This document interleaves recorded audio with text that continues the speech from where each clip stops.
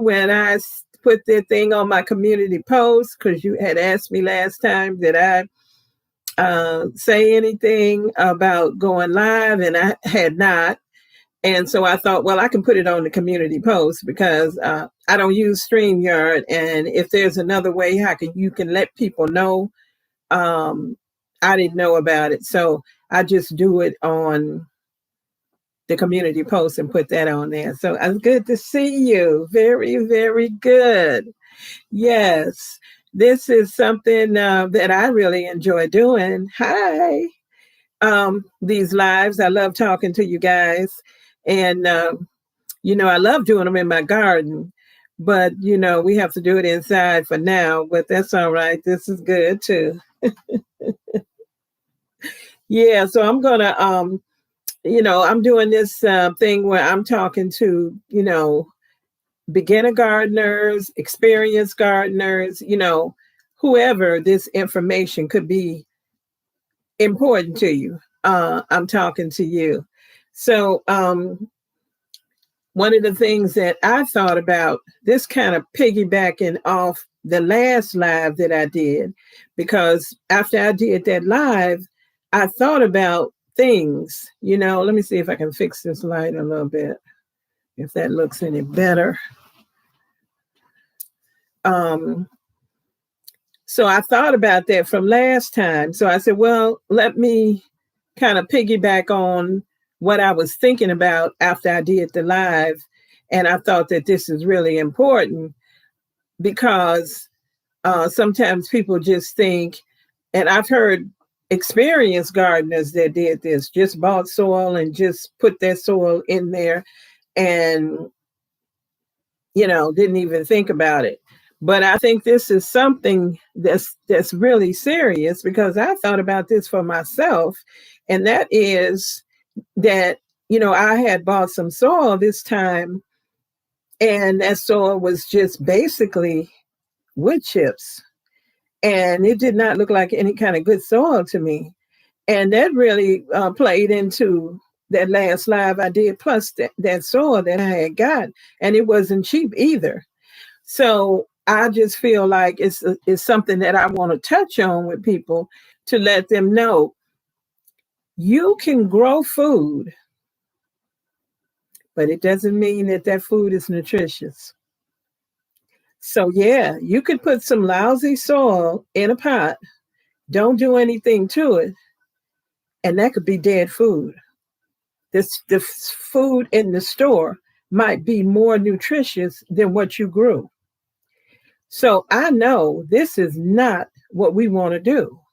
We are trying to grow food because number one, prices, and number two, we're trying to grow nutritious food. We're trying to grow food that is going to make us healthier and keep us healthy, So I thought about that. I said, because how they had that, somebody had mentioned it in the last live. She said something about the Back to Eden. Well, I don't know if people are familiar with that, but, dealing with, that's was this whole movement where it was dealing with food that was soil that was dead and food that it was dead. So if your soil is dead and it has no life in it, do you think you're going to grow food with life in it? Mm-mm. Your food is going to be dead. It might be all green and look like it, but when you eat it, it's not nutritious. So I thought about that and I said, let me kind of talk about that a little bit. I'm not an expert on here. Best Bible Facts. Hello, Miss. Hi. Good to see you. Welcome, welcome, welcome. And so, I thought about that because piggybacking on what happened last time, what we talked about, and I'm just looking at my notes here, and I was thinking about that peat moss, because the peat moss, you're getting something good when you use peat moss, but it hasn't got here yet in our country. But peat moss, they're talking over in the UK, and I'm going to read you something about over in the UK. we talked about that being banned over there. And they said why they banned it is, it says only 13% of the peatlands are in a near natural state due to the draining for agricultural reasons and overgrazing and burning.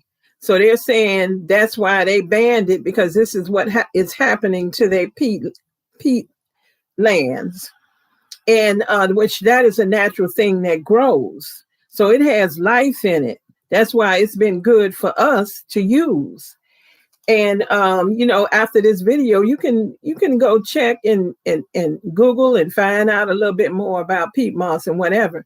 And I had mentioned before, I don't mind if they get rid of something, but bring something. Give us something that's good. Give us something. Don't give us something dead. Give us something dead to put in our containers, because if you in the ground, you don't really have to worry about this. In the ground, you have life in your ground, unless you have been in a place where they have done terrible things to the soil.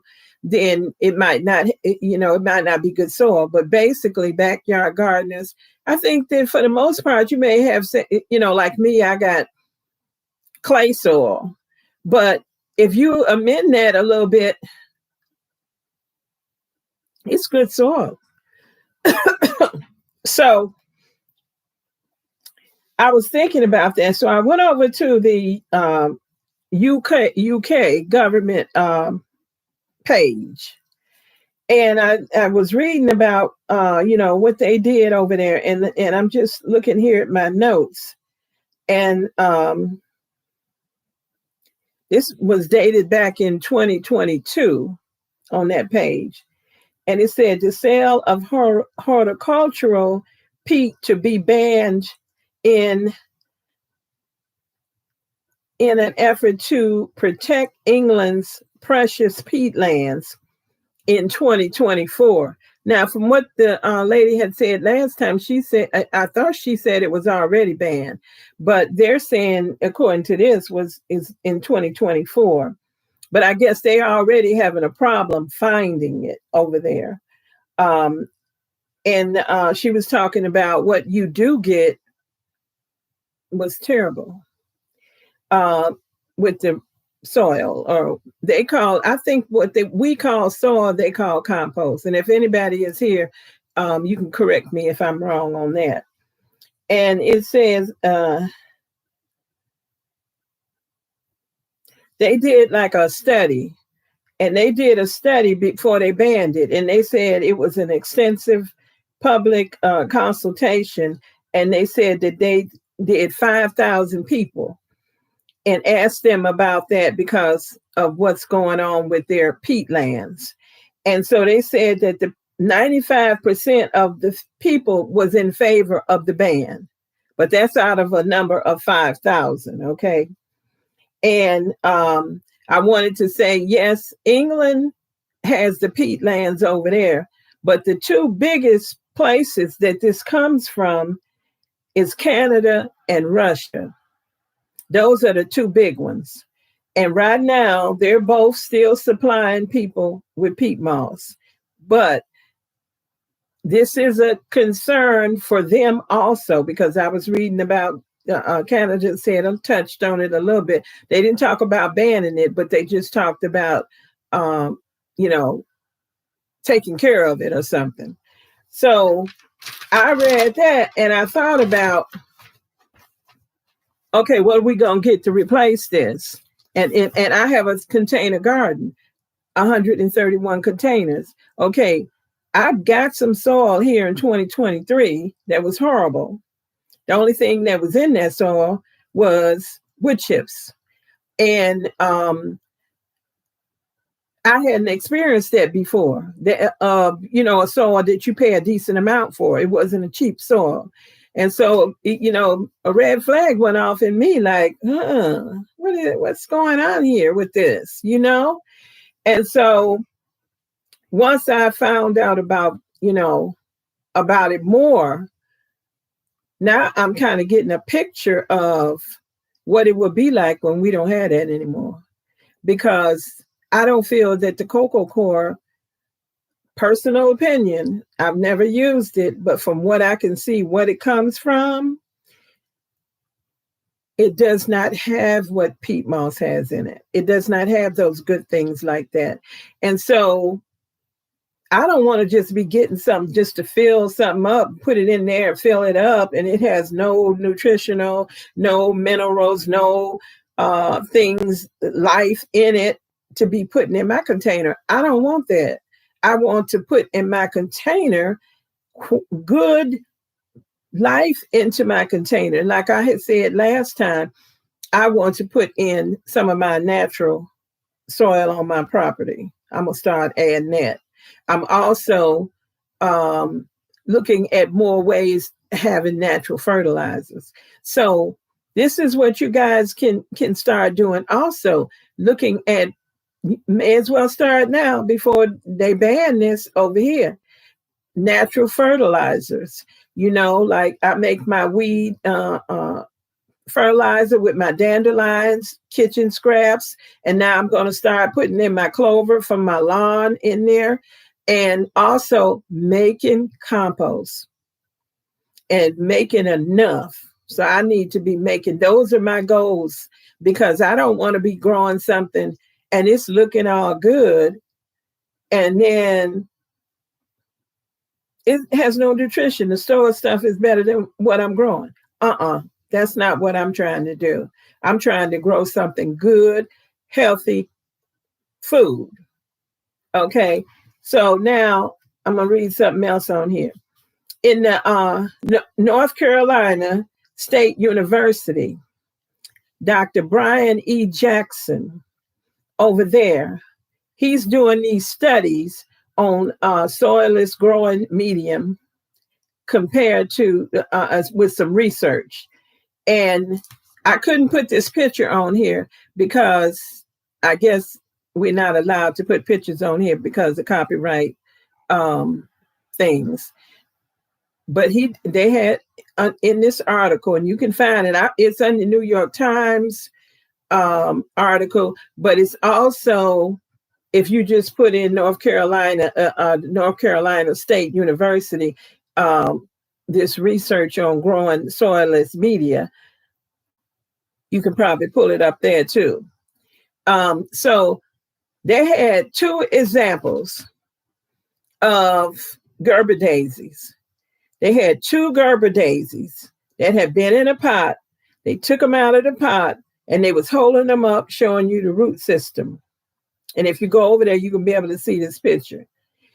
On the left side was the one had the soilless mix in it. On the right side was the one that had peat in it too. The other one didn't have peat in it. You could see the difference. It was a big difference. This one over here, not that many roots, didn't look like it was full, the whole thing. This one over here was all full of roots and doing so much better.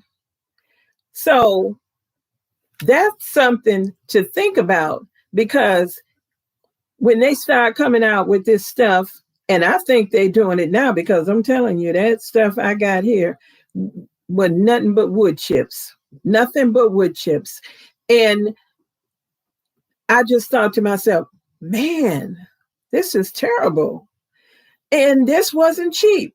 So I'm thinking that, when they start the ban or start cutting it, because this is what he recommends, this Dr. Jackson. So let me tell you what he recommends. He recommends that you go with, let me see. He said, look for bark-based mixtures where peat is listed as the secondary ingredient. And then he said, try that and to extend, but also put your compost in there. Put your compost in there and whatever kind of natural things that you can, soil life, things that you can put in there that's going to give you some soil life in that potting soil, because that potting soil doesn't, especially if you getting it cheap, Spoon In with Sunshine Homestead. That's good information. Thank you so much. Welcome. And especially if you're going with some cheap stuff and you think you can amend that stuff, and first of all, that stuff has nothing alive, nothing good that's going to help you stay healthy. That stuff has nothing in it. So you can grow a plant and it can be beautiful, but it can be dead nutritionally. The store stuff might be better than what you're growing. So you don't want that. You don't want that. So we have to think ahead and we have to plan, making compost, making your compost teas, making different kinds of teas and stuff that you can put in there, putting some of your natural soil in there and things like that that can in that container. Because see, you in a container and you're not in the ground. And you trust in this bag of stuff and you thinking, oh, this bag of stuff, this is good. I put this in here. I add a little bone meal or whatever, and this will be, If you don't add some more life into that stuff. And so doing your research, finding out what things that are going to have some, one thing, compost, that's going to do it big time. So my goal is I want to make more compost for myself. And I'm gonna work on that, because I don't want to be growing food that is dead food, looking pretty but dead.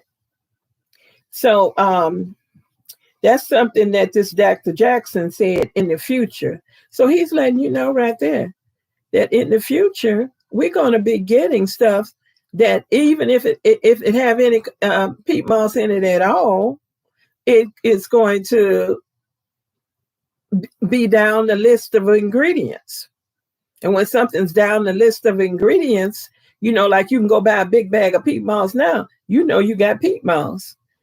Corey K, yes, this is an excellent topic. Okay, thank you. But you go buy a big bag of peat moss, you got 100% peat moss. If they, you read your label, you got peat moss. But if you're getting soil, and they've been putting peat in here because they've been putting it in there. But then all of a sudden, they ain't putting it in there anymore. Then what are you going to have? You might have a big fluffy bag. They got to put something in there to fill that in. But is it any good? Is your food going to be nutritious? Or you going to be having dead food? Because there's no life in it.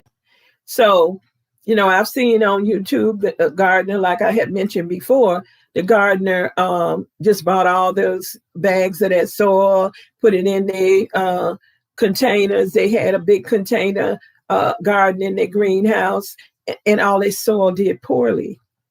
And not the soil, but they stuff just pretty much sizzled right out. Didn't even make it because they didn't put anything in it at all. They didn't add anything. And my point is they trusted that bag of soil. They trusted what that bag said. You got to check on this stuff. Not only what the bag says, open that soil up and look at it. Like I opened that soil up and held it in my hand. And I said, this is wood chips. This is nothing good here. And this is not cheap. And this is what you're selling me. Because what do you think? That we don't have good sense enough to know that this is not good? You sitting there. I don't sift soil because I try not to buy soil that I have to do that. But if you see these people and they put the thing in there and they sifting and sifting and sifting, and when you get through, how much you got left? And what is that? Why you got to do all that sifting? Because what's in that bag? See, you don't know. But we assume because we growing something, oh, this is good. But you never think about, is this nutritious food? Or is this dead food? Because there's no life. If the lifeless soil, how is it going to give life to the plant you're growing? The plant is growing, but I'm talking about in that. So, Spoon and Sunshine Homestead, so glad I tuned in because I was just about to buy some. Okay. Yeah, think about it, think about it, think about it, and test something out. Before you go buy a whole bunch of bags or something. Like I bought one bag of that soil. I can tell you one thing: I won't be buying any more of that. I will not. And be wise and alert to changes because of the changes. Now, like I said, the peat lands, they got them over in the UK, which they've banned it. So you're not going to be getting any from there. They got it Russia and Canada. Well, right now, they still giving it. We still be able to get it. But they showed those peatlands because I had never seen them before. And to tell you the truth, I just knew peat moss was good, but I didn't really know where they got it from. But it's something alive. And they're getting it. And it has life in it. And I feel like, well, to protect something, I don't want to see the thing destroyed, but I also want something good that I'm paying my money for. So if you're going to take that away, or if you're going to limit the amount that people can get because you making it way down the list of ingredients and whatever they buy, and then maybe you won't even be able to buy that big thing of peat moss anymore. Well, if you do something like that, then make it where you give us something else. Give us something else because people need to grow food. And people don't want to grow junk. Your body don't need that. You're not out there. Gardening is hard work. You're not out there doing all that hard work and to grow something that is dead. So I just think we really need to think about that. And it's something that I think there used to be, for me, soils and stuff that you could get, and you didn't have to, they seemed like they was, yeah, this soil is okay. I'm gonna add a little bit of this and that to it, and this soil is good. But now you really have to watch things, because stuff is changing. The same stuff you used to get, like I said, I got some stuff that I used to get, and then all of a sudden I started finding these wood chips and these twigs and this and that, and that wasn't in there before. And I was thinking to myself, and this was last fall, and I was thinking to myself, then what? They seem to be going downhill. But I didn't realize about this peat moss, and I didn't think about all that, and I didn't think about this stuff that you're putting in your container. Is it any good? Is any life in it? You got to put the life in there. Put the life in there. Don't trust that the bag is giving you something that's going to give you nutritious food that has life. You got to put it in there because they ain't putting it in there. They're not putting it in there. They're selling you something. And I don't think that, for me, my eyes are open to that now. My eyes are open to that. And I'm going to be focusing on putting some life in there. More than I've been doing. So I have all these trees on my property. I got all these leaves. I got all this stuff. And I've been kind of afraid to use some of my stuff because there's somebody, a neighbor's tree that got some kind of disease on it. And I see these spots on this leaf. And I know that that's a disease. And I'd be thinking, I don't know if I want to put that in the compost because will my stuff have a disease? So I've been kind of holding back on what I do is when my tree drop their leaves, I run right out there and get those leaves up before that other stuff can blow and mix in with mine. And so I've been doing that. But now I might have to just get them leaves up and do a little test and see, because I had asked somebody who is a master gardener about that. And I said, well, if I'm worried about the disease getting in my soil. And he said, well, every disease doesn't transfer into the soil, but you have to know what it is. Well, I don't know what it is. So I think I'm going to do a little experiment. I'm going to do a little experiment by putting it into something and then seeing what happens. When I plant something in there, are they diseased, or is the disease in my soil, or is this something that doesn't even transfer? Because I need to know that. And y'all, I got 6 people here. Go ahead, give me the thumbs up. Go ahead, thumbs up. And that's important. And so that's one thing I kind of held back on because of that. And then I made some compost, but I made like small amount, and I didn't really want to get big with it because I live along the woods and I don't put meat or anything like that in it. But I had started a little compost pile. I just thought I'm just going to do a compost pile out here. And then I had stuff coming and eating the stuff I was putting in there. The field mice was coming and eating it up. Other animals. I go out there to look at the stuff and it's gone. So I have to put it into something, close it up, something that I'm protecting for me. So once they was eating the stuff up, I just kind of thought, I'm just going to do it in a small amount. But now, I'm going to be doing a lot more. Let's see what we have here.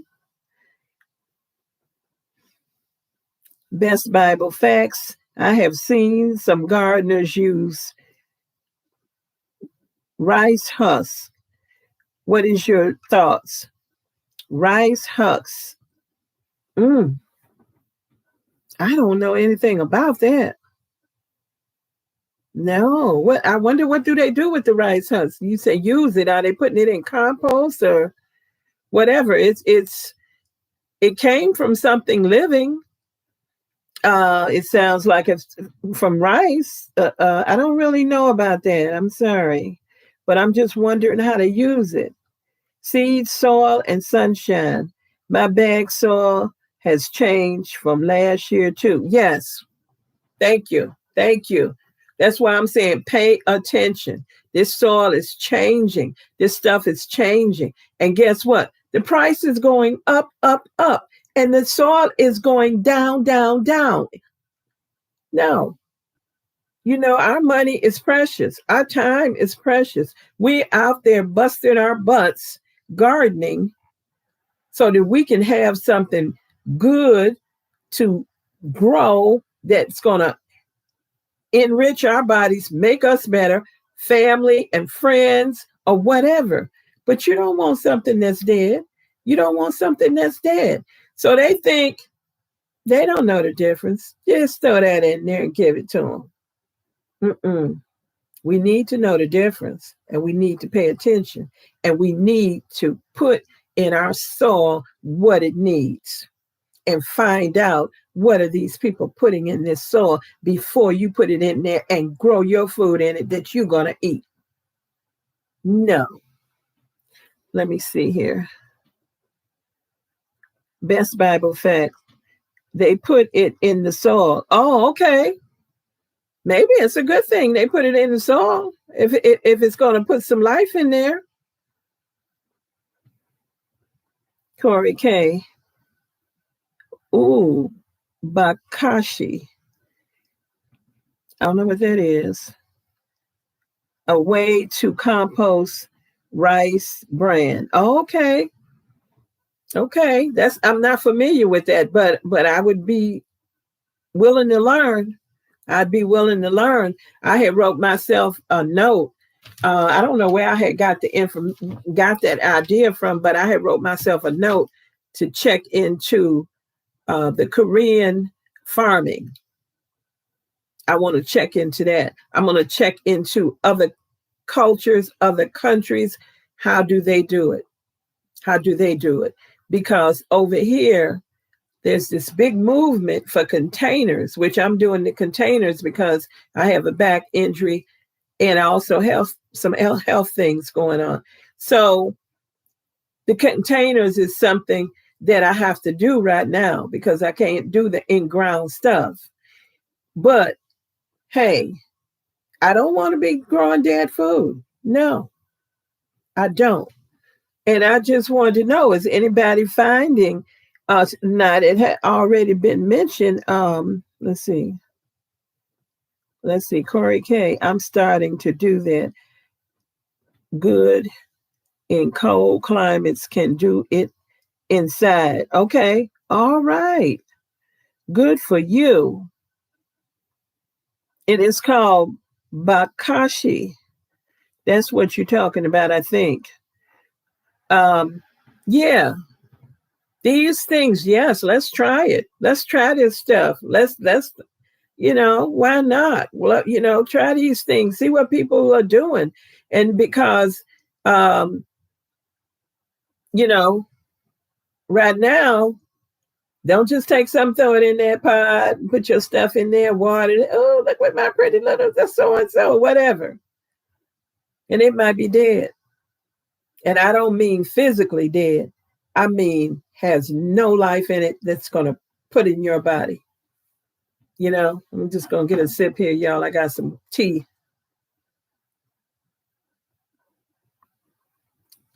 So that's what I wanted to talk about. I just wanted to shine a light on that to make people think about it when you go get it. Think about, yeah, we're thinking about the dollars that we're spending, but think about if you spending less, but the soil ain't no good. Yeah, it can grow something, but what it grows is dead. Is that really worth it? Because your body's not getting the nutrients, it's not getting the things that it needs to keep you healthy. So for me, that defeats the purpose of me doing it anyway. I want the good food, the good nutrition. I don't want all the chemicals on it. I want it to have some life in it. And when I share my food with people that I've grown, I want to be giving them something good. Let's see here. Corey K also, okay. This and that with Denise Jordan. Hi, Denise. How are you? Welcome. She said, I love container gardening, but one does need to be careful. Good soil and nutrients to the plants so I can get it back. Absolutely. Absolutely. If it's in the soil, it's going in your plant. And when you eat it, you're getting it. If it's not in there, you're not getting it. Who knows what you'd be getting? Seed, soil, and sunshine. Check into I can't make out that word. Okinawan people of Japan. Okay. They live to be 100 or more. They grow their own vegetable and fruit, cook together, exercise together, and socialize together. Absolutely. That's wonderful. That's wonderful. And that's the thing is other cultures do things, but we don't know about it because we don't check into that. Overall, you know what I'm saying? We just, everybody do it like this. Let's do it like that, and your stuff look good. So you're okay. It's all good. Because of the money, we need to be checking into these ways that other people are doing and what they're doing because they are living, just like she's saying there, all living that old, probably don't have a lot of health issues, probably not on a lot of medicine. And they're getting the social thing from the whole family. And then they're all working together, exercising together, and eating good food, good for your body food. So I don't know. I was just thinking about that, y'all. Seeds, Soil and sunshine. I wish we could get together like that. I do too. That would be nice, especially a lot of gardeners. Boy, you got somebody to talk to about all your stuff and share that. That's wonderful. Best Bible facts. I remember when I was young and my mother would only use soil with manure in her garden. Times have changed. See that manure, because what is that kind? What did the animals are eating probably better stuff then of course, well, we getting in the stores and now we won't even want to go there on that stuff. But then you can utilize that, and then get it back, good stuff in you. So that, yeah, people, they knew, and we have to remember those things and do those things. Seed, soil, and sunshine. They have their own village. Okay, good. That sounds real good. Spoon and Sunshine Homestead at Season Sons. Okay, she just talking to her. Okay. Yeah.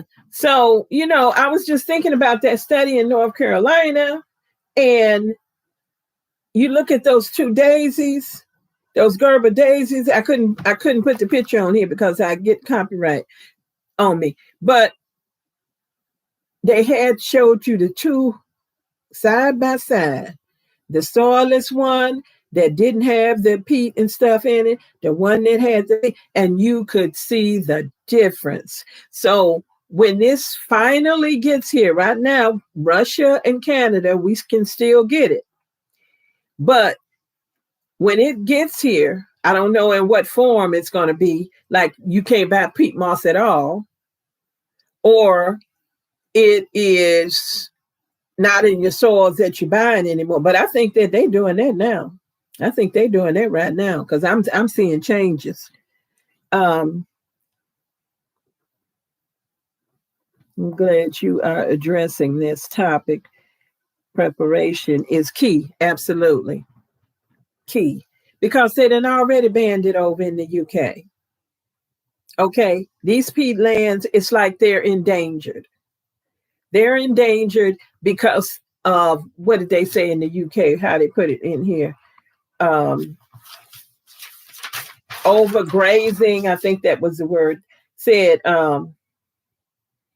only 13% of the peatlands over in the UK are in their natural state.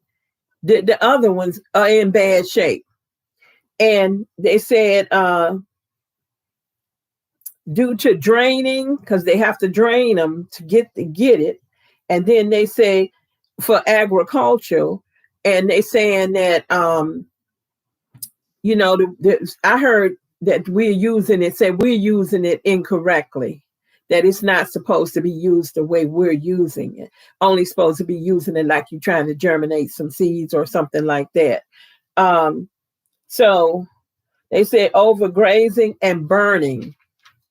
So that's what they're saying that happened over there. The reason they banned it, because they could lose the peatlands totally if you keep doing that.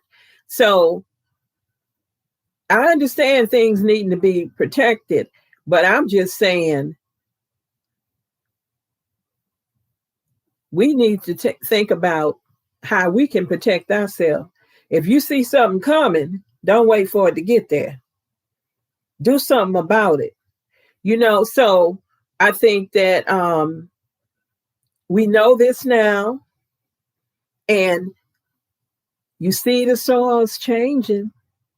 They changing, because the ones I used to buy, I thought was all right. But now I'm holding it up with all these wood chips in it. So we have to make some changes to make sure that we're getting healthy food, because we don't want to be going through all this growing some food and then it's worse. Your food, it is worse than what you could buy in the store. You canning, freezing, dehydrating, dead food. You don't want that. We want to be having good, healthy, nutritious food, something we can be proud of. That's going to do something for us and our family and friends. So that's what I was thinking about, y'all. And let's see here.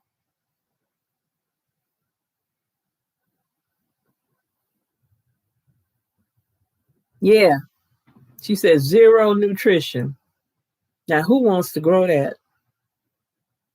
You put something in there and it's looking, oh, look at my little thing I done grew here, this tomato or whatever, or this pumpkin or whatever.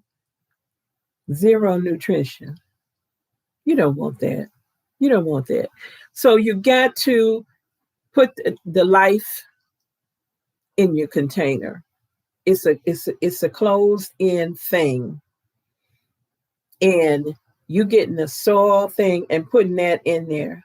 If you get the inexpensive soil, you can be guaranteed that's dead soil. You're not going to get anything from that. And you have to find out the things that you need to put in that compost, number one. And I know that my weed fertilizer that I make, that's got a lot of stuff and life in it. I'm putting that in there.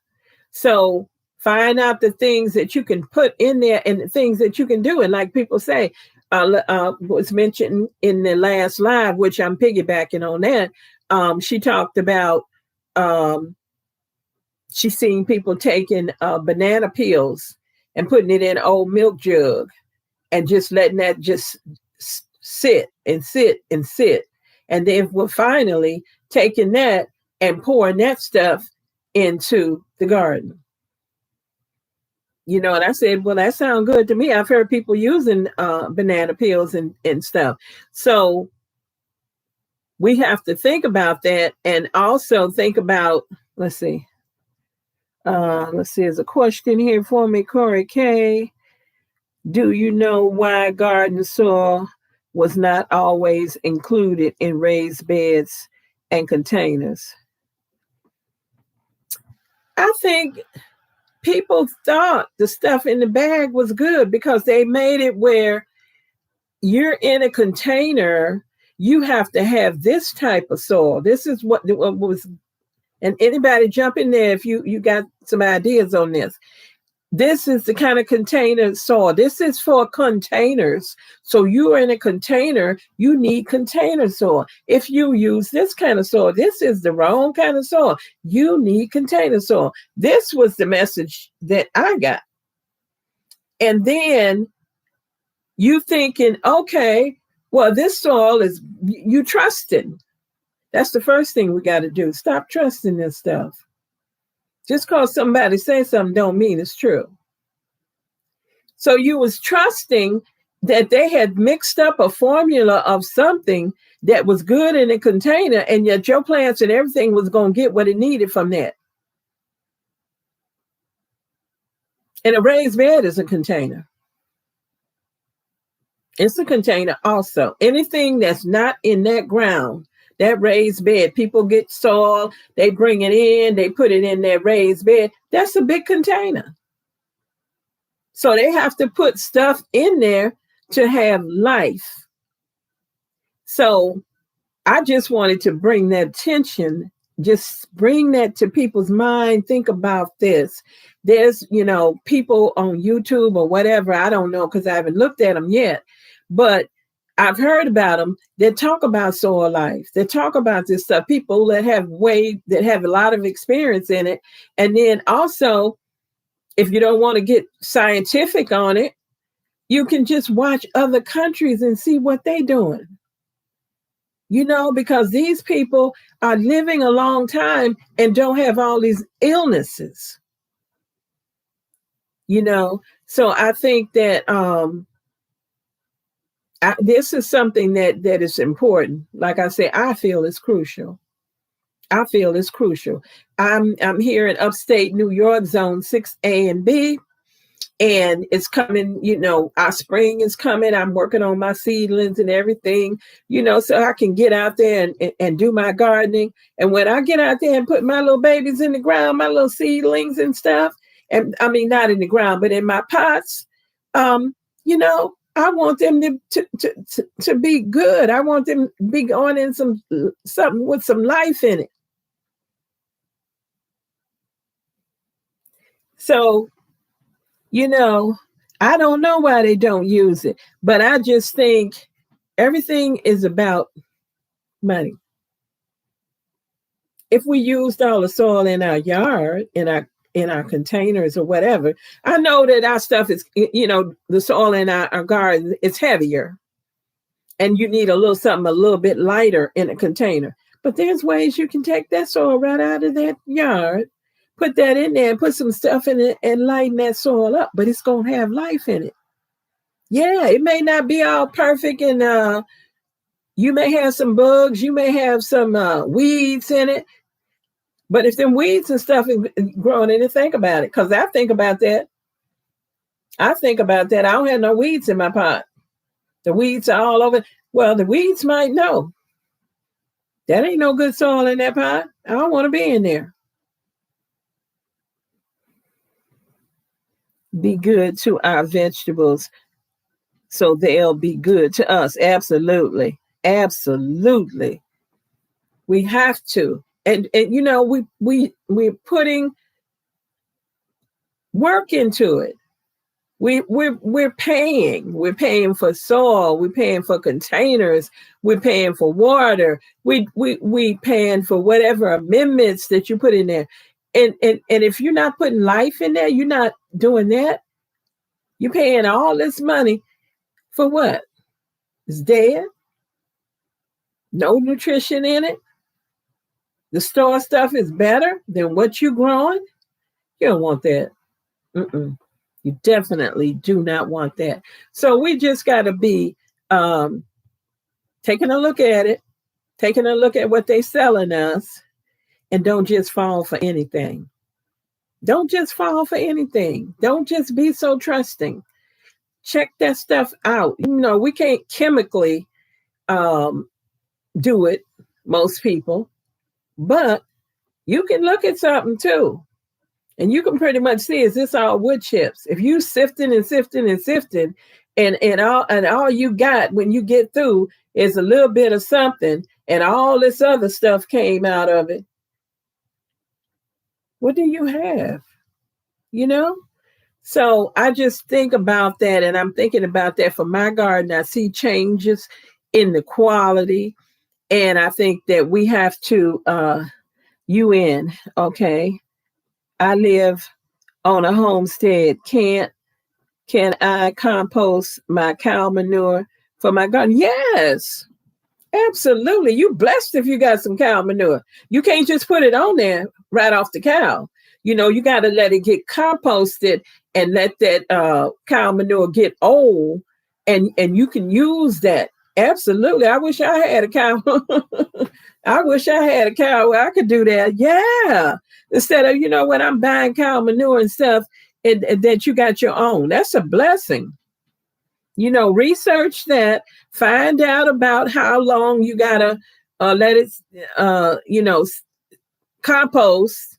And then, so you don't put it in your stuff and burn stuff up or whatever. So you find that out. And then once you learn about it, then you go ahead and start using it. That's a blessing.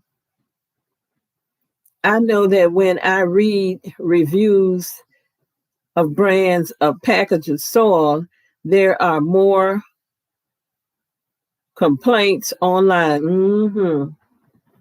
Yes. Yes. And there's some soil that is lousy. I remember one time that Lead Farmer 73 showed that he got a bag of soil and it had termites in it. And it was a good thing he hadn't put that soil on his stuff. It's what he would have been putting termites in his garden. And probably from there going on to your house. And if you had raised beds with wood or whatever, and they tearing your stuff up, and you were paying for soil, and this is what's in it. And he showed it. He showed them. Think about that. Think about that somebody had the nerve to be selling this for people to put in their garden. They don't care. They don't care. They do not care. And you know that what I mentioned, like I said, I'm piggybacking from last time when I talked about I had my driveway redone. And when they redid the driveway and they dug it up, they had all this topsoil that came up and it looked all lush and beautiful. It looked really, really good. And the people asked me, did I want the topsoil? And I said, mm-mm. And they said, are you sure, ma'am? Because I knew that place where they got that soil, years and years of road salt going down into that. I was not going to take that and put that in my garden. But guess what? They took it with a big truck. There was a lot of it. What you think they did with that? I bet you they sold it. I bet you they sold it. So when you buying this stuff and you go somewhere and they selling you compost and they selling you topsoil, I'm talking about the trucks that you get and they come and dump it for you. What are you getting? What are you getting?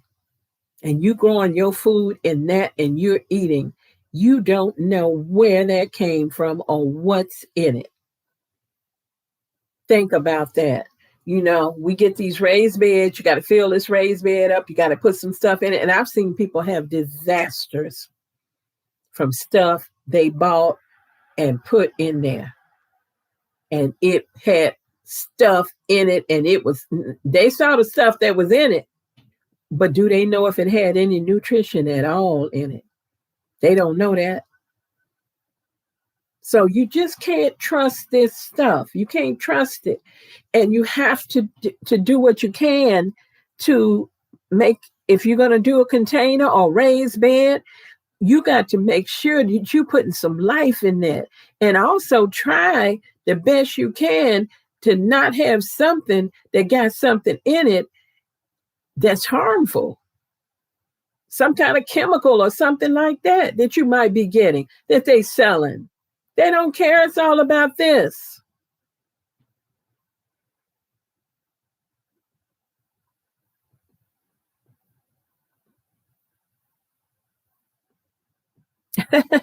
She's the best Bible facts. I need a cow. Yeah, I do too. I do too. Wouldn't it be nice if people had a cow and everybody could share the compost? That way we'll know, oh, that person ate, this is what they cow ate, this is the compost. And then we could all help each other and have healthy gardens and healthy bodies and healthy families and friends. That would be beautiful. Okay, she said she's going to research it ASAP. Okay, beautiful, beautiful. Absolutely. I'm so happy for you that you got a cow. We purchased a truckload of compost soil last year. It was terrible. See what I mean? See what I mean? And that's what you saw from the results. But you don't know biologically what was in that soil. You don't know. You don't know what was in that soil that could be harmful. You see what I mean? We're trusting, and it's gotten to the point that you can't trust. You can't trust because people just giving you something. Here, go in this. And you're not checking it out. So new gardeners, you got to be vigilant about putting some good soil, putting some life in there. Things that you know that you did. Don't just assume because they selling it. Oh, this is good. They selling it. Mm-mm. No. Get a sip here.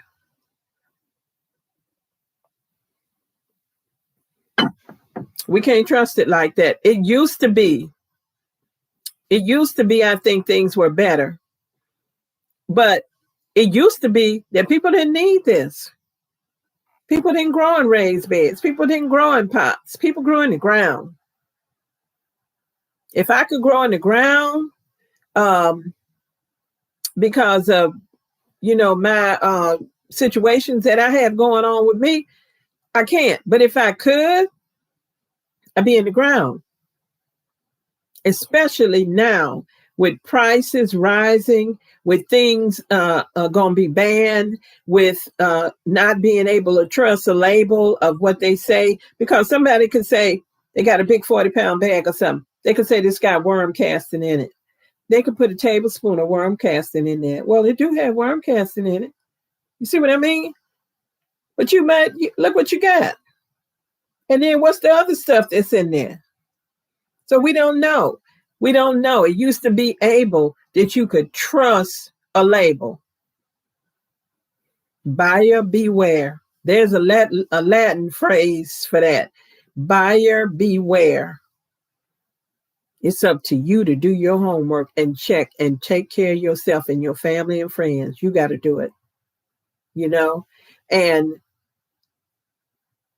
I think it's terrible, but I just wanted to shine some light on that because I think that is so, so important. It's so important that people grow you some good food.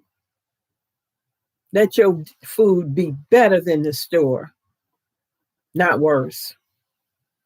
This soil, and like you said, you got that soil in the Best Bible Facts, and it was terrible. Corey K, or rabbit or chicken manure. Absolutely. Absolutely. I want to get the rabbits because I believe from what I've learned about the rabbit manure is that you can put that on there immediately. Whereas the chicken manure, you got to let that set a while.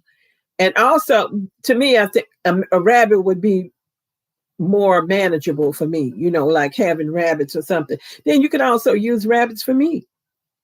That's another thing is you can get the manure, you can get the meat from the rabbit, because we got to get away from that. Oh, I got to get this in the store. They done all the work. It's in a nice little package. Everything is done for me.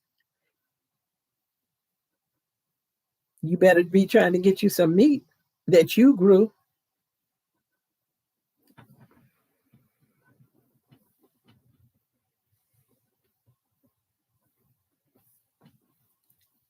She says, my cows, let me see. UN said, my cows eat non-GMO products. I will start composting my cow manure and will be willing to share you guys. I wish you could. I wish you could. Boy, wouldn't that be nice? Corey K said, I used to be able to get plants seriously marked down at big box stores. Now they only mark the plants down so much.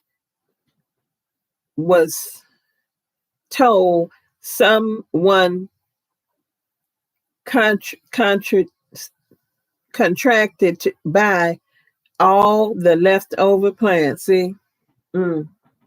Yeah. The sales and stuff, you be waiting on the sales and stuff. They don't be those sales and stuff. Or if it is, it's not a sale. And that's something that I've been thinking about. And I probably, these things that I'm saying, certain people is not going to like what I'm saying. But I'm just telling it like it is. And, the sales and stuff, there's no sale. That's not a sale. They know. And we got you. We got you. So you need this stuff. Don't think they don't look at YouTube. They look at YouTube. They know what we're saying. They know what we're doing. And, you used to get surveys.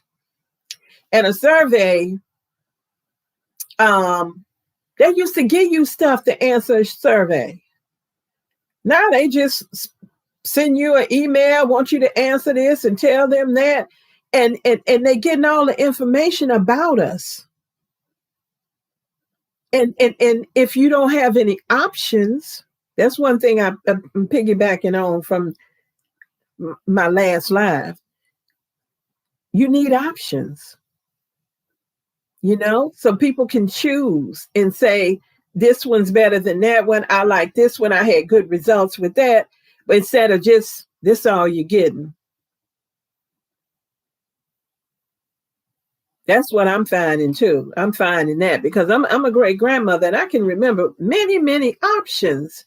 And I see options going down, down, down. Less options. That's a thing that it's horrible. You know? Let's see. Best Bible facts. I believe the sellers just dug up dirt and sold it to the public saying that it was compost. That's why I say you don't know what you're getting. You think you're getting some compost. You done went in there and you done paid the people money for compost. You don't know what you have. There could be some soil they got from my driveway. They selling you and telling you it's compost, and it's bad soil full of salt. See what I mean? Make your own compost. That's what I was making a little bit, but I'm going to get serious about more. It's going to probably take me a while. You know, I may have to buy some stuff because I got to get the stuff together and get it going. But you believe I got a goal. You can believe that I'm going to be doing it. And I'm going to be thinking seriously, testing out products and not going to trust products that I have trusted before because I'm going to see if they still the same or they're going downhill, which is what I found with a few that I have been using. Don't just trust it because you've been using it and it's been fine, because they just sneak that in on you a little bit by a little bit anymore. So I think that that's something that we have to do. We have to do that. And I just wanted to touch on that because I have a container garden and I know a lot of people are container gardening, and I know a lot of people are disabled. A lot of people can't live in a place where they can only have a container garden. It's so many reasons why they need a container garden, but you got to think about what you're putting in that container garden, because if you just say, well, I ain't got no money, so I'm just going to throw this in here and grow it. Well, if that's the best you can do, then that's the best you can do. But it may be food that the store food is better than what you just did. But you can't just make money. So if you can't do it, you can't do it. I understand that too. I understand that. But compost, that's something people can do. Because even if you're in an apartment or anywhere, there are people that sit bags of leaves out. There are people that sit grass out. There's all kind of ways that you can get. Because when you think about kitchen scraps, that you can use. And so you can make some compost. Everybody, it's going to be some effort. Like it's going to be some effort for me to make enough. And then I got to have mine closed in because I got all the critters that want to come and eat it up because they feel like this is food for them. And it's drawing, not only eating it up, but it's drawing them to my garden. So that's why I got to have mine in something where it's closed up, because I don't want to draw them and have them coming. Because believe me, if an animal comes and gets food somewhere, when it gets hungry again, it's going to come back to where it got food at. So that's why you have to try to make sure that they don't get it, just like with squirrels. I try to make sure, let's see, growing what I eat. Hello, everyone. Hello. Welcome, welcome. Let's see, I dug up. Yeah, okay, I read that one. They know if they come and go to your garden and they eating it out of your garden and they say, oh, this is a food source here. They're gonna come back and they're gonna keep coming back. So, and they're gonna multiply. And squirrels are smart. They are very, very smart. I've been watching them and I've seen them. They work like an army. If there's something that they want to get, man, it's like they get their whole extended family and they come and they will clean you out. I told you the story last time about the guy with the hazelnut tree for people that didn't see that video, but I'm gonna link that one. And he was so proud showing his hazelnut. And I was looking and admiring it on YouTube because I have 2 hazelnuts, but mine are younger, and his was packed. And those squirrels came in an army. He said he stood in his house and saw them, cleaned him out. He didn't get not one hazelnut. So our soil is important. Our garden protection is important, to protect our gardens. And don't just let something just keep multiplying and having it around and thinking, oh, I can't do anything with those. Well, you can take them one by one and keep getting rid of them. That's what I do. I take them one by one and I take them 20 miles away and relocate them, because I found that if they little relatives are missing, they seem more afraid to come in my garden. I'm not saying they won't come if they sneak and think they can get in there, but they are afraid because they see, ooh, something happened over there. So-and-so is missing. She did something. Instead of just letting them keep multiplying. So that's what I do, because I don't want them eating my stuff up. And you can put up a fence, you can electrify a fence, you can do all that, but it may not stop it.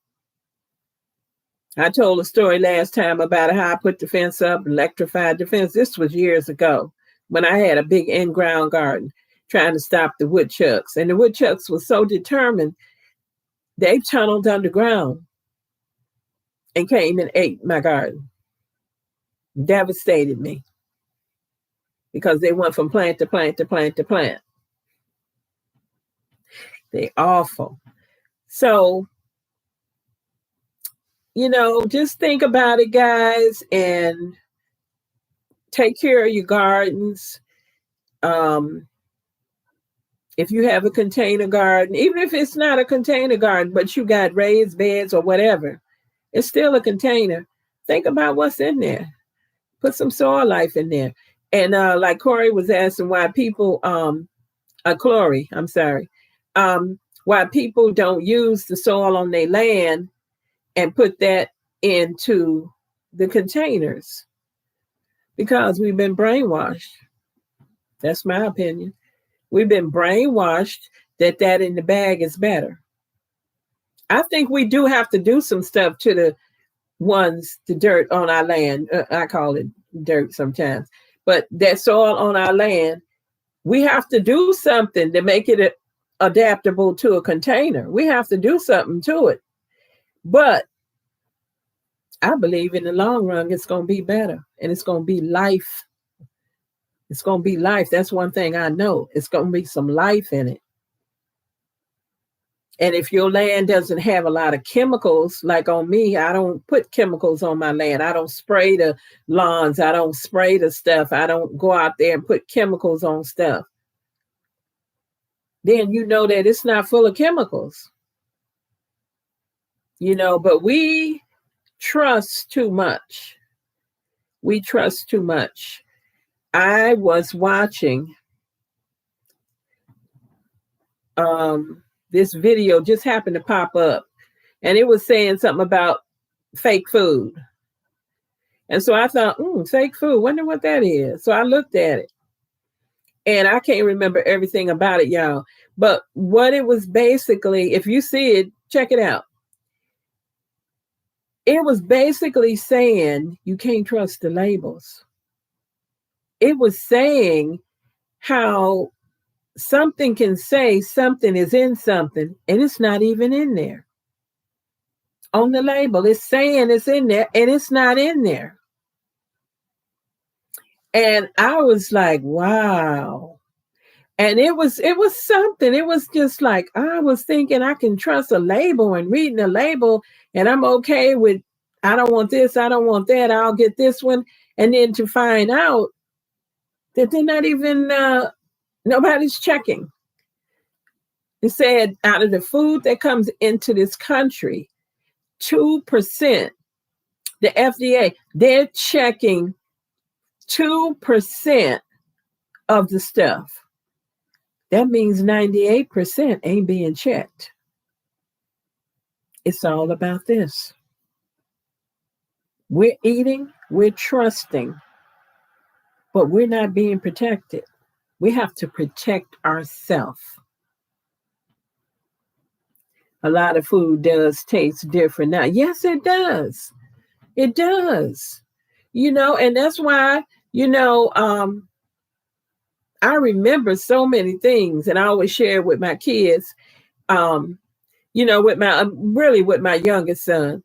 And I'll be telling him stuff of how things used to be. I remember how chicken used to taste because I can't hardly stand a chicken now. And I look at how big these big old legs, big thighs, big wings. How you think that stuff gets so big? Chemicals. And it don't even taste good. The whole texture of the meat is just terrible. So that's something that I don't know how much we can do about it because we do have to eat, and everybody's not in a situation that they can have a homestead and have animals and all this and that. But whatever you can do, do it, because I believe something is better than nothing. Taking some steps is better than not taking any steps at all. But I was amazed when I found out, like, how can they put that on the label and get away with that? And it's not in there. That's why I'm saying somebody can tell you there's some worm casting in something, and they could have put 1 tablespoon in there. Or they could have put 0 in there and just put it was in there.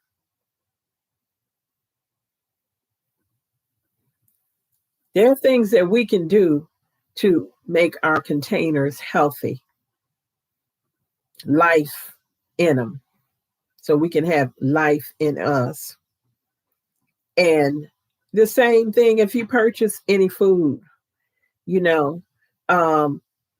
to get, even though we can't trust the label, you got to get something in there. So you're going to have to get some stuff, but try to make the best choices you can. Try to make the best choices you can. So, that's what I do. And, I look at like the sales papers and stuff. And the sales paper, the local store here, and it's all junk as far as I'm concerned. It's all processed fast food that's on sale. But if you want the meat, if you want the vegetables, if you want the things that you need to make a healthy meal, they're not on sale. Or they don't have a good deal on it. But then they have the good deal on the stuff that's going to make you sick.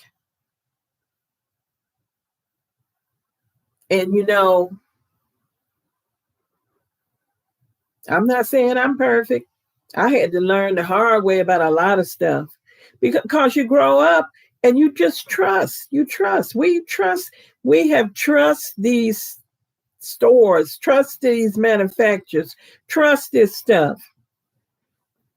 Food. Maui Mango, hi, welcome. Good to see you. Because when I found out, I found out that they take the wheat from they making the bread and they spray it with Roundup when it gets mature. And they spray it with Roundup so that it will die quicker, so that they can go ahead and process it. And then they sell that to us. So we eating that stuff that has Roundup in it. And that's been proven that that stuff is deadly.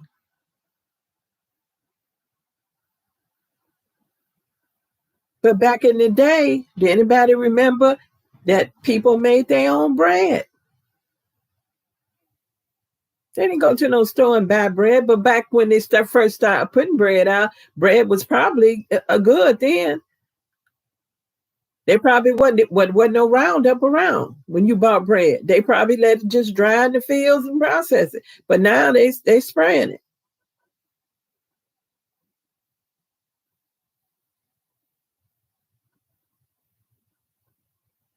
So the more you can grow your own, the better off you are.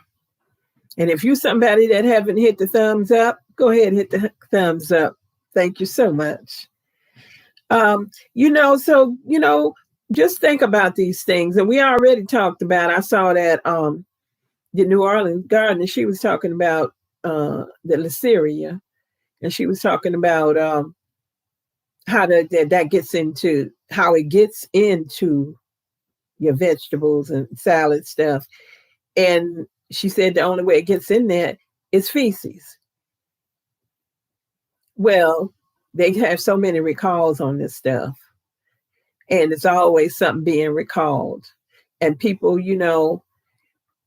we don't want to do our own thing.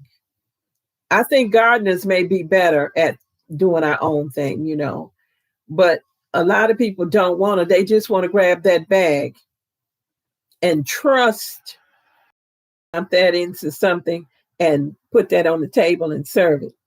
You're trusting that that's safe. You're trusting that that's nutritious, but you don't know.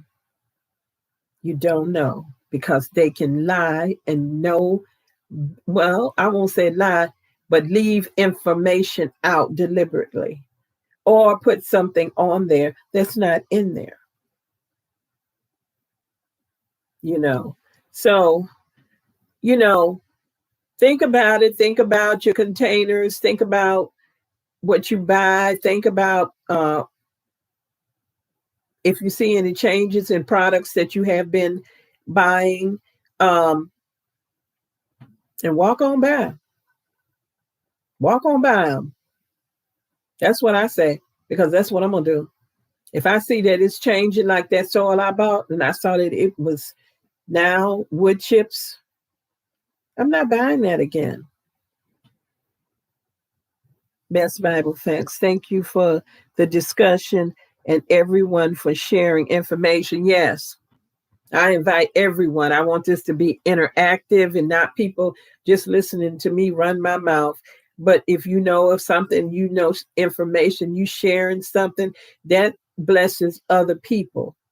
And not only for this live, but if people come back and look at this video and they can pick up something that can help them in their garden, that's a beautiful thing. So I've said pretty much everything that I wanted to say about it. And I just want you to be mindful. Be mindful. You need to fill that raised bed. You going somewhere and buy stuff to fill that raised bed with. Be mindful. Think about it. Think about how you're going to do that. Or if you can, grow in the ground. I think about, I remember when my first garden, I did put raised beds in it. And the raised beds at that time, this was a long time ago. I've been gardening over 20 years. And I did put raised beds in it. And when I put the soil and stuff in the raised beds, it was the soil from my land. There wasn't no buying no bags. I used peat moss in that clay soil and worked my soil on my land and put it in those raised beds. And that's, you really, really got to think about what you're getting, because if your plant doesn't do well in the soil, yeah, that's one thing. But the big thing is, what is in that soil? What is in that compost? Is this something that can hurt you, hurt your family? Have you starving? You could be starving, you eating and starving because the food is dead. And the way things are going, we're going to really need to have some nutritious food growing. That's why I'm on here in the first place, because I'm trying to open. My eyes have been open, and I want other people's eyes to be open. Don't grow dead food. It'll grow, but nutritionally, don't do that. This live has been very informative and motivational. Thanks for giving notice of the live on the community page. You're welcome very much. Yeah, I thought about doing that, and I wanted people to be come and hear what I'm saying and think about it, because that's what I want to do. I want to plant a seed in your head that you think about when you go in there to buy that thing. Think about it. Read that label, see how it is, and also think of ways that you may not even have to go in there and buy that. You may have to buy it till you get yourself in a position to not have to buy it. Have it be a goal. That's where I'm coming from with it. It's a goal, because I'm gonna have to build myself up, build my compost up, do some more research, find out about other ways that I can fertilize without going buying. Just because it say organic. And be careful when it says natural, because natural is not organic.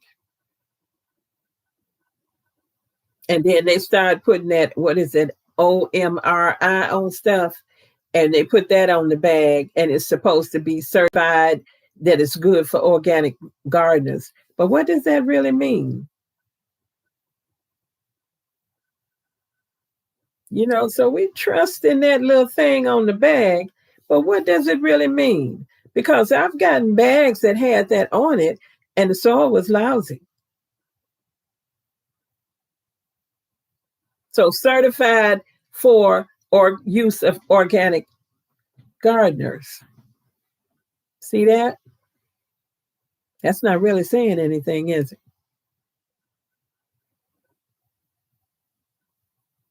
So we got to do our homework. We got to check. We got to do some work on. And you got a raised bed garden. You got a container garden, containers, whatever. You got to put some good stuff in there. Check and see what they're doing in other countries. Check and see what they're doing, because I'm going to be reading some of these things and hear that people said that they're doing, and I'm going to be investigating that and seeing, are they things that I want to do or can do? In my garden, I'm going to the library. I don't have to buy a book. You don't have to buy a book. Since I don't know about the stuff, I'm going to the library and get a topic. And then I'm gonna start searching, and here I can go in the library, and I'm sure other people can do it online. But I probably have to physically go there, because I think my card has expired. You have to go there to get it, get it another one. So, because I'm going to go through and sit and look and find books that I think are going to be things in the subject matter that's going to help my garden, and then check out those books, because you can check those books out, and then if you need it a book longer, you can get it what do they call it, renew it,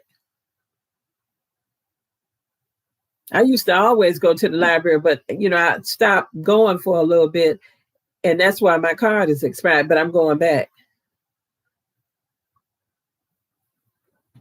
You don't have to do this for everything. Be surprised what you're going to find in a book that you didn't find doing that. That's what I found. I just had a book here that I showed in one of my videos of a gardening book from years ago, The Joy of Gardening. And I was just reading the book, going through it and looking at it. And all of a sudden, I found little tips and stuff in there that I'm going to be using this spring. And I done had that book over 20 years.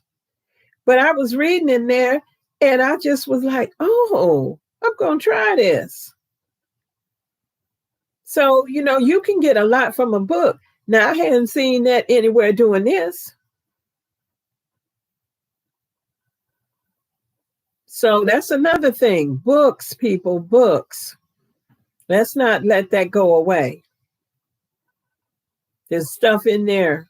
There's stuff in there. And just like how they can take something and frame it in a certain way.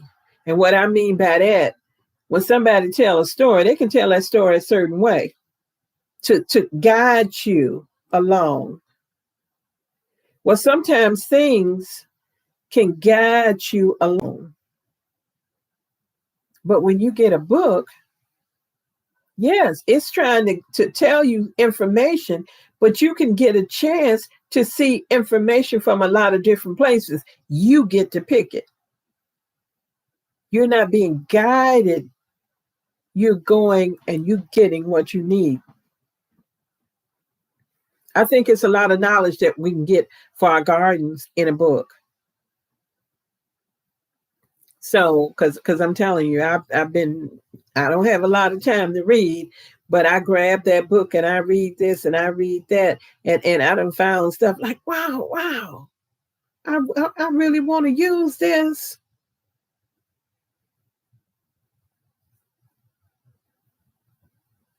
So I want everybody to have a blessed garden season. I want y'all to have food that you growing, you can be proud of, that it is nutritious with life in it. Athena McDougall, very good information, Cynthia. It's best to be best to do the research. Don't believe everything they put on the bag. Absolutely. That's the whole point. Do not believe what they putting on the bag. I mean, some stuff on there could be true. Just like I say, somebody could say there's worm castings in this and they put a tablespoon in there. Well, it is in there.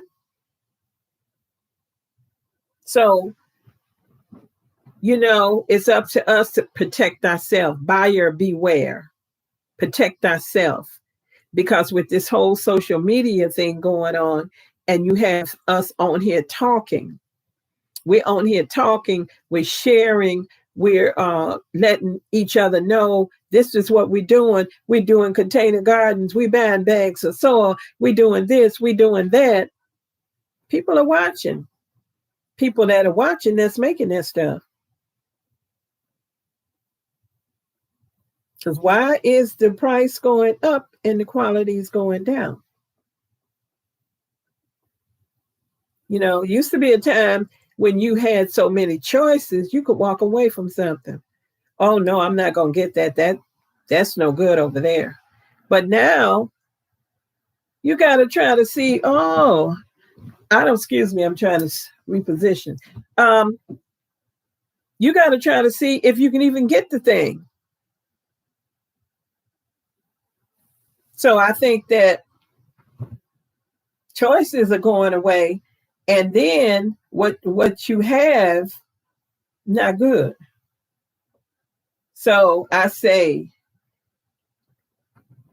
you be the choice. You make the stuff. Different ways. Don't just rely on one thing. Don't put all your eggs in one basket. Multiple things. Try different things. That's what I do in my garden. If I do something, I don't just do that one thing. I try more than one thing. And then I may find something that works better. Or you have a certain season that one thing worked better that season. It could be an insect, it could be whatever. Mostly insect, I would say. Or fertilizing something or something like that. It may be good. And then you have that insect and you find out that you use certain different things on it and it worked. You didn't just use one thing. Choices. So I think that, I like that. I like to have choices, and I like to try different things, and I like to not just keep doing it the same way all the time, doing it the same way, especially if you're not getting good results. Think about it, especially with you got critters or insects or whatever, you got to do it within your budget. But, try it. I see somebody, they go around there, they get a bucket and they have some kind of soapy water in it, and they just go get the bugs, because I have the Japanese beetle, and just pick that Japanese beetle off and put them in the thing and just go around and just do that. Whereas, I used to go around and spray or put a dust on it years ago. But I don't do that anymore. I'm going around there and I'm going to pick that up and I'm put it in that bucket and kill it, or I'm going to squish it. Don't do the chemical. And then I find that I encourage the birds. A lot of people think the birds are bad, but I don't have a problem with birds doing damage in my garden. I'm sure they probably eat something or do something, but it's so small for the good that they do. Because when them Japanese beetles come, they love them Japanese beetles. And I see them tearing them up.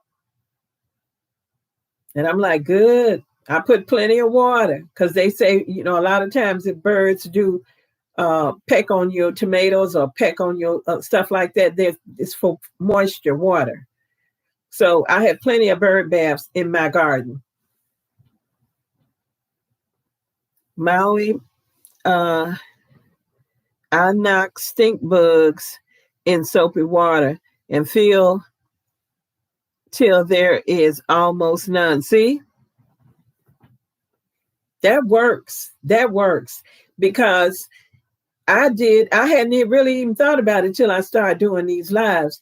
But I had been putting them in that water, them Japanese beetle. And I noticed last year, I didn't hardly have any. I had a few, because when the few showed up, that's what made me remember, oh, you ain't hardly got any.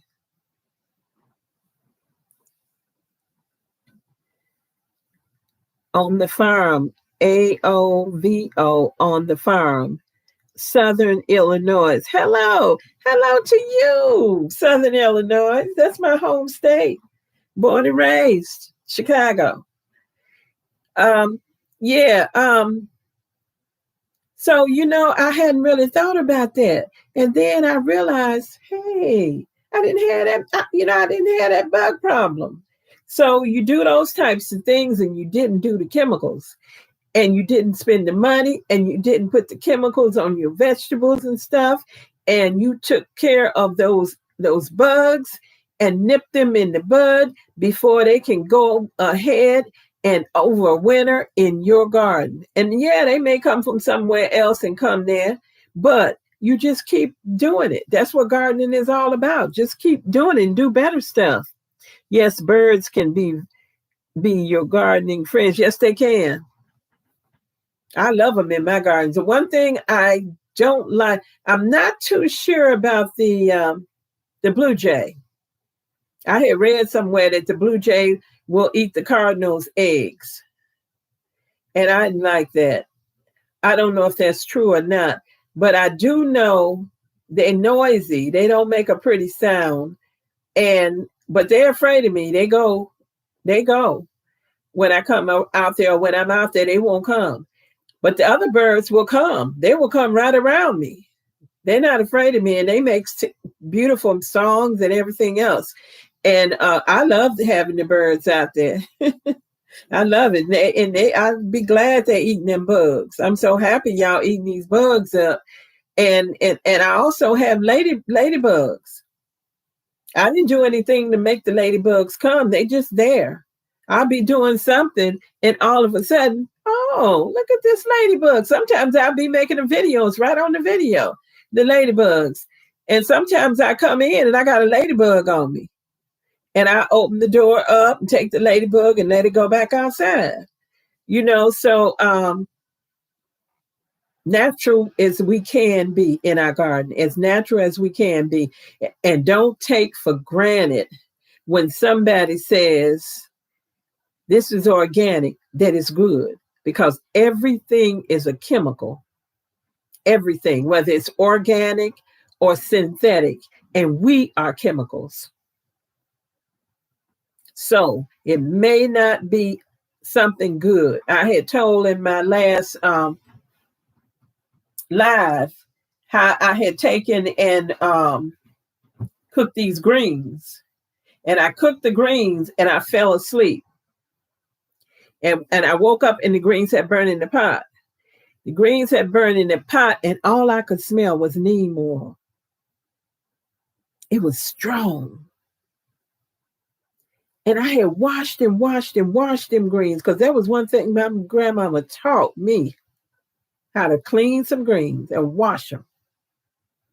And that turned me off, because I thought to myself, I don't want to be eating this stuff with all this neat. This stuff smelling like this. It's smelling loud and I can just smell it. What is this doing in my body? So think about these things that you use, and if there's an alternative way.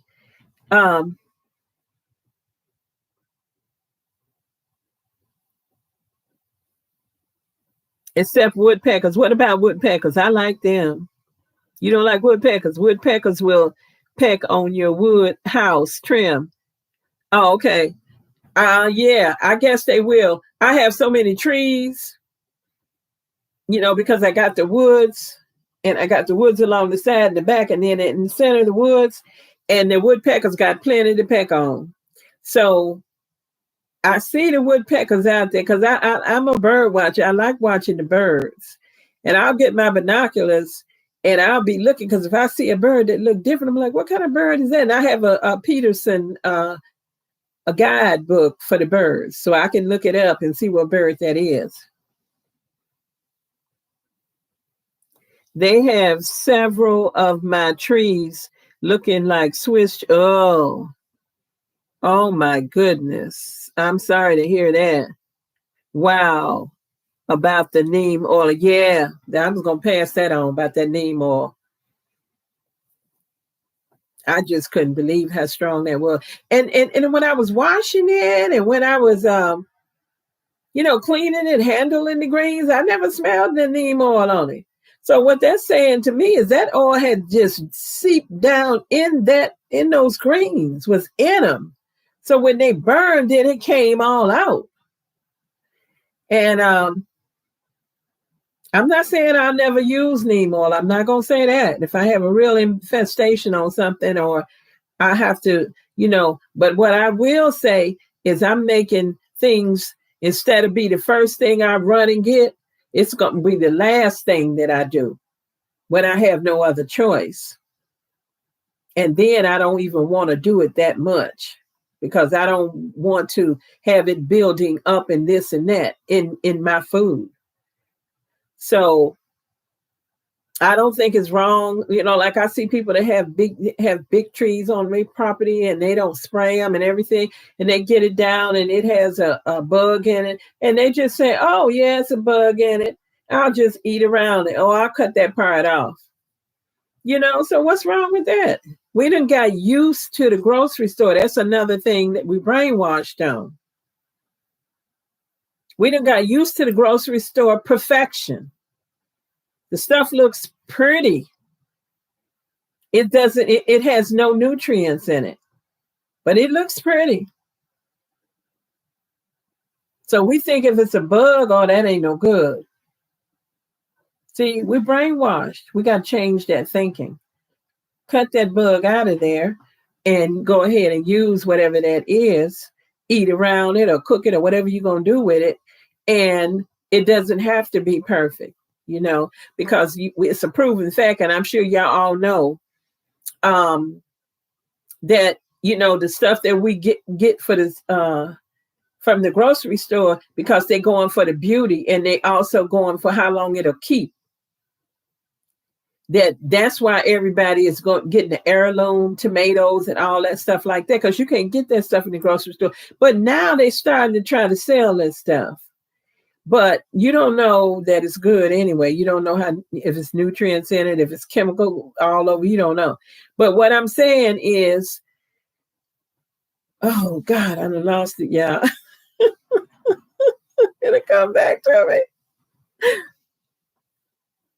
You are so right. I have to remind myself of all of that all the time. Yes. I have to remind myself, because you go for the pretty thing. You go for the thing that looks good. You think it's better. And now I get in my garden and I think it's okay. It's okay. This tomato looks funny, but this tomato tastes good. This tomato might not keep long. So when I get it off, I got to use it. I got to do something with it. So we just got to change our thinking, because it's a gradual brainwashing that happens to you. And it could be happening for generations to make you think that stuff is better when it's not. Because the stuff be picked when it's not right, even right, because they got to send it way somewhere. And so it wasn't right. And so when you get it, you're not even getting the best taste, because once I started growing my own tomatoes, I love tomatoes. I grow a lot of tomatoes and peppers. And you realize the stuff in the store don't taste like this. This tastes good. And it tastes so much better. And it's a beautiful thing. We gardeners. That's a beautiful thing. We have to spread the word. Get more people to garden, growing good food. Oh, Elwanda, hi. Welcome to the chat. So I think that I'm going to enjoy the peat moss as long as it's here. As long as we can still get it, I'm going to enjoy getting it. And I'm going to do the things that I told you guys that I'm going to be doing to try to improve the soil in my containers. I get abundant harvest because I have always been mindful of trying to get the best soil, try to do this and that. But I need to up that. Put some of that native soil in there, get you some more compost, put that in there, more things like that. Learn how other people other things they're doing that they're putting in their soil. Because you know what? It doesn't matter if you're putting it in a raised bed or you putting it in a pot. You can still use it in both places. You can still use it.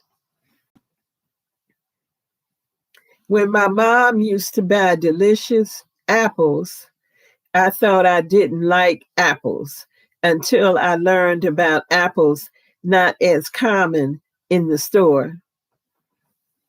You know what? I tasted, they have the Honeycrisp apple. I think 2 or 3 Honeycrisp apple trees, but they're young. And I went to, it's a local farmer that I will buy things from. And I got the Honeycrisp apple because my Honey Crisp hasn't done anything yet. I have a Golden Crisp. It's kind of like a Honey Crisp, but it's not the same. But it was good.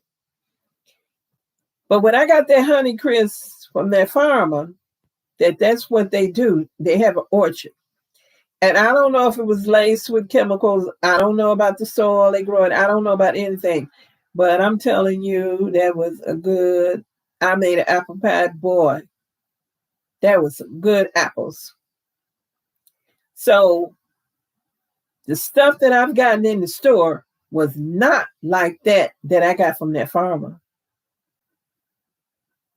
Was different, better. Let's see.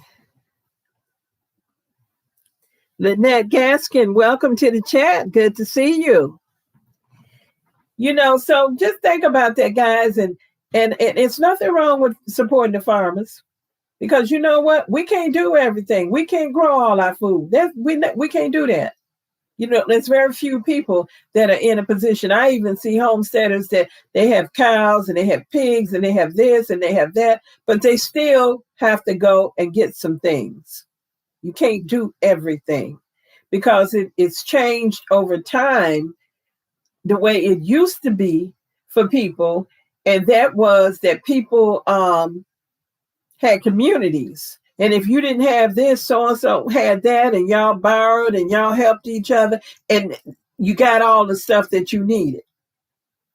But it's different now. So people cannot be totally self-sufficient, but you can do something. Yeah, you can do something. So I think that that's what I'm trying to do. Just do something. Just take it like it is. And that's all there is. And that's all I can get. And so forget about it. No, don't do that. Because when it comes a day that maybe, I hope it don't happen, but maybe if food is really a crisis, then your food is going to be so important. And if it's dead food, you're going to be hungry and your body going to be starving. Because you're going to have food, but ain't going to be no good. So build your stuff up now. Build your soil up. Put some life in it.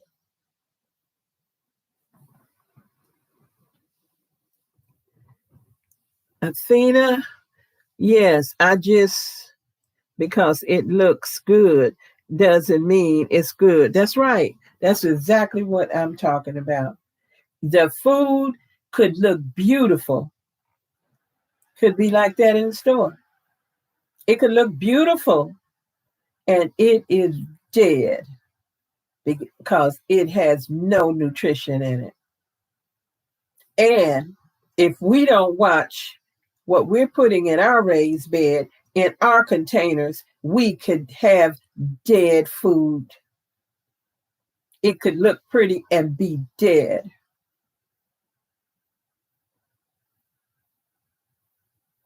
So we got to make some changes. If we're gonna do it, we're gonna do it right.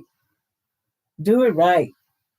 So that's what that's what I want to do. And a lot of people they doing it.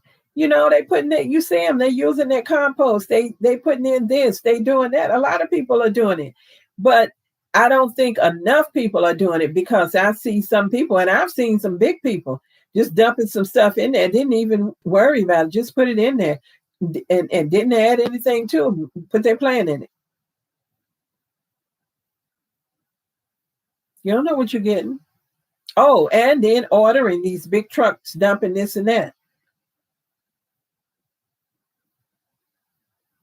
You really have to try to do the best you can on checking on this stuff, because just like it was mentioned in here that she got a big truckload of some soil or compost or something, and it was horrible.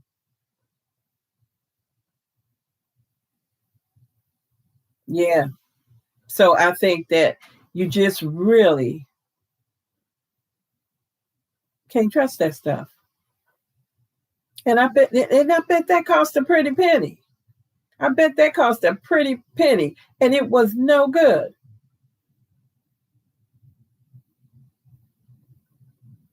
And you think about the money you spent on getting something that's terrible when you can get some leaves and drive around the neighborhood and get, if you don't have it in your yard, and get them leaves and get that grass when you cut your grass and get them kitchen scraps and make you some good compost that you know what's in it, and that you didn't put no chemicals in it, and then put that stuff in your soil.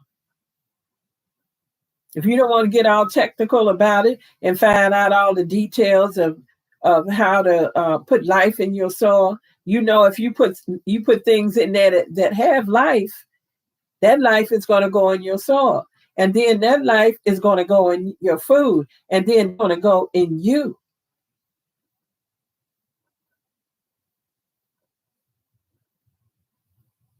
So I have told y'all everything that I wanted to tell you, and about the peat moss. That was a big thing for me, because I've been using peat moss for a long time, and I don't know enough about the cocoa core, but all I can tell you is when I saw that study that they did at the what it does say, it was the University of North Carolina. Let's see here, because some people came in late. Yeah, North Carolina State University, Brian E. Jackson, that's doing that soilless growing medium. He's doing the research on that, and how they showed them too. You can go find this. I couldn't put the pictures on here. I took a picture of it, screenshot, and then I was going to put it on here. But then when I researched YouTube's rules, I would have got a copyright on that for putting that picture on there. So I couldn't show you. But the two daisies, one with the soilless thing in there, and the other one, they had them turn the pot over where you looking at the roots side by side, and showing you the one that had the peat moss in it was all the roots and looking healthy and good, and that other one was skimpy, hardly any roots on that thing. And not only that, what is that telling you? It's skimpy, but not only is it skimpy, it probably is dead food in there, if that was food.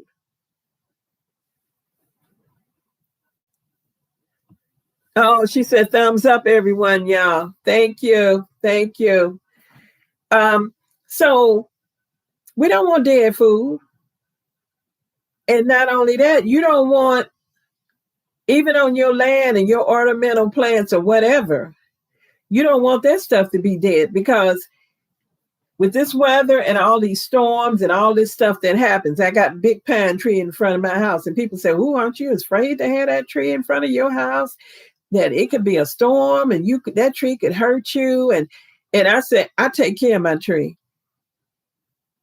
My tree is healthy. My tree got deep roots because I take care of it. I'm not going to cut it down because a storm. Because you know what? I can cut that tree down and the neighbor's tree can fall on me. I think you just got to take care of your stuff.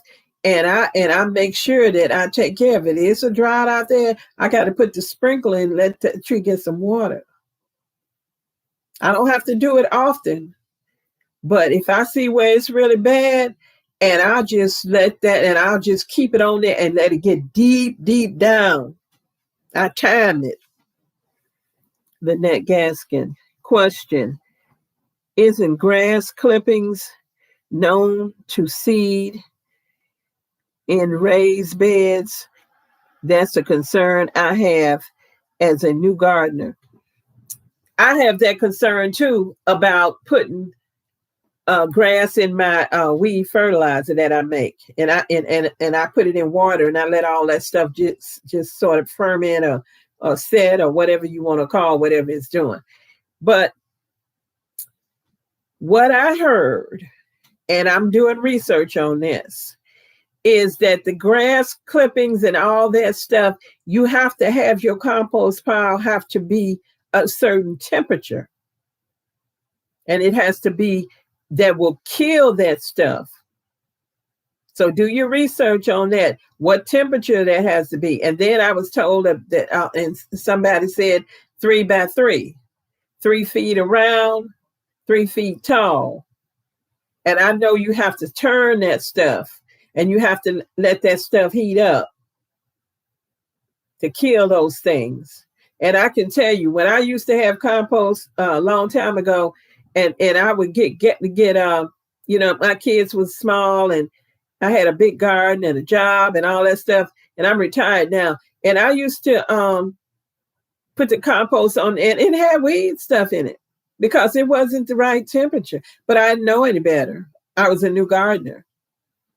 So you got to have that. You got to do that research. You got to find out what temperature that needs to be, have that at that temperature, and have the right amount of things that you're putting in there, because the green and the brown and all that stuff, to balance that out so that, and I'm not saying I'm an expert. I'm telling y'all, I'm learning this.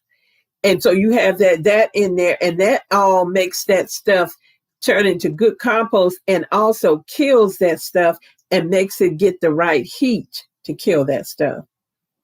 So yeah, I worry about that with the grass too. And I think before you go doing that, you have to do your research, find out what you need to do, let that thing heat up and check it. Don't just trust it, check it. I was watching, I watch a channel where she has a hotbed. She has hotbeds, and she's showing how she does the hotbed. And one thing I noticed, she's using a lot of peat moss in that hotbed, and she's using her animals' manure. She's using her rabbits. She puts her rabbits on top of the hotbed and lets the stuff poop go down into the hotbed. And she showed the hotbed, and you could stand and see the heat coming off of that thing, because she lives in a cold place. And in the wintertime, she's harvesting from that hotbed because she got a greenhouse, and that hotbed heats up that greenhouse, and she got food in there. So she don't have to worry about any weeds in that. So I'm thinking that heat is important. That heat is important to heat stuff up. And so I think that that's important for our compost. So we have to find out what you need to be doing. Experience is the best teacher. Yes. Yes. That's right. Experience. So, and you know how you get experience? You keep trying. You keep trying. You make your compost thing. You don't just blindly go do it. Do some research on it. Make your compost, because that's what I'm going to do. I've been reading on it already. And certain things that I'm going to be doing in mine. And then once you get some information, then apply it.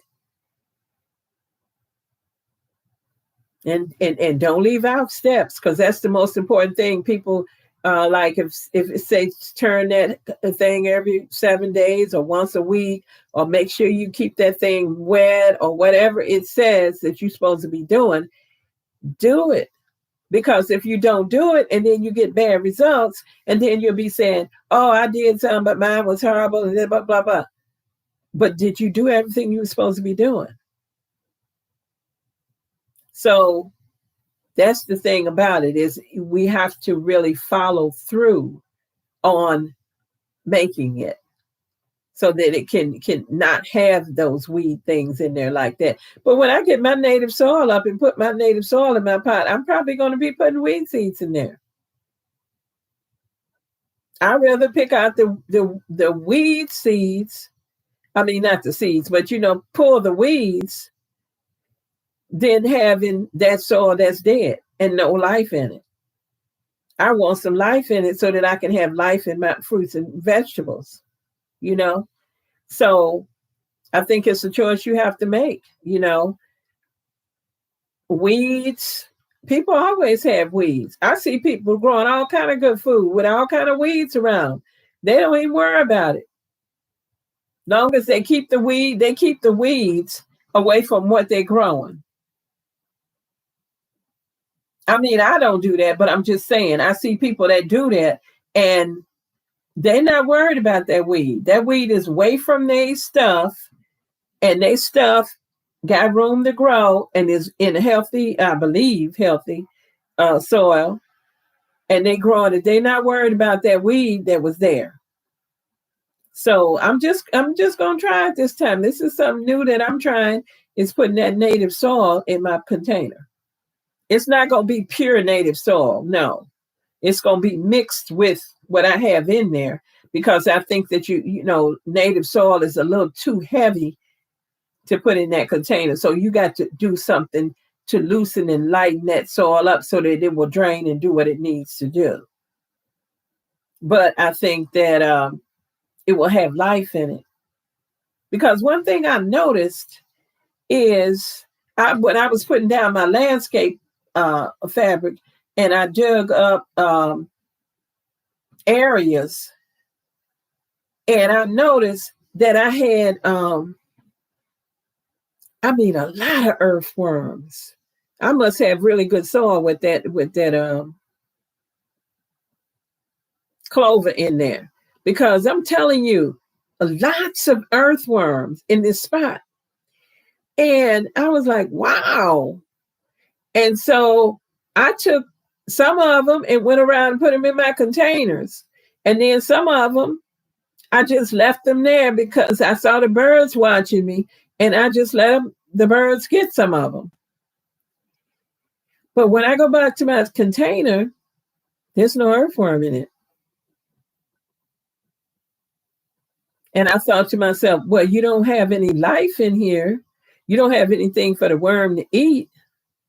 So it ain't in here. It either died or it left. So I got to have life and organic matter in my container, so that if I want to have earthworms in there, instead of buying worm casting, had an earthworm right in my pot. So I'm gonna be doing little things. I'm gonna be trying little things to see, because I put the worm in there. I want the worm to stay. And if you get that native soil up and put that in there, it may have some eggs from earthworm eggs in it. And I want them to survive.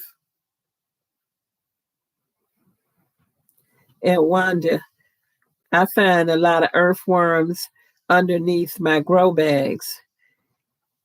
I will take some in and put them in my compost bin. Excellent.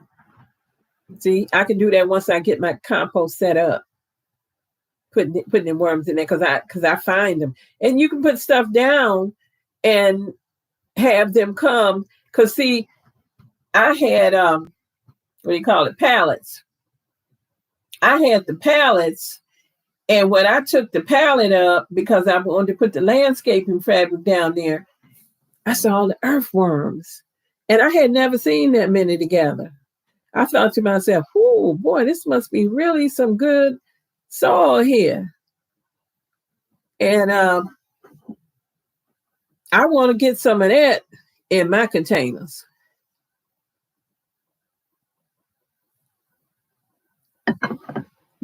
So it's things that we can do. We just, I hate to say it, but we lazy in some ways. You can't be a lazy gardener, because if you're a lazy gardener, you're not gonna have a very good garden. But I think that we're lazy in that package stuff. Package stuff. Get the worm casting, put that in there. Get this, put that in there. But when you can make your own, and it won't be that hard, because if you don't want to make a worm thing, a farm, or whatever it is that they do, have the kind of soil that you put an earthworm or a couple of worms that they live. that they live in there and they do well. And then when you have that, you got worm castings right in your container. So stuff like that. We have abundance of earthworms in our soil from the yard. Yes, yes. And see, to me, that's good soil. That's good soil. And I just think about it for me. I mentioned this in the last live. I just think about it for me that I got all this land, a little over an acre, and I'm buying bags of soil that may not even be any good. And I told you the one I just bought, there was nothing but wood chips. Now I don't want to use that stuff in my making seedlings or whatever. You gotta, try to get your stuff off to a good start.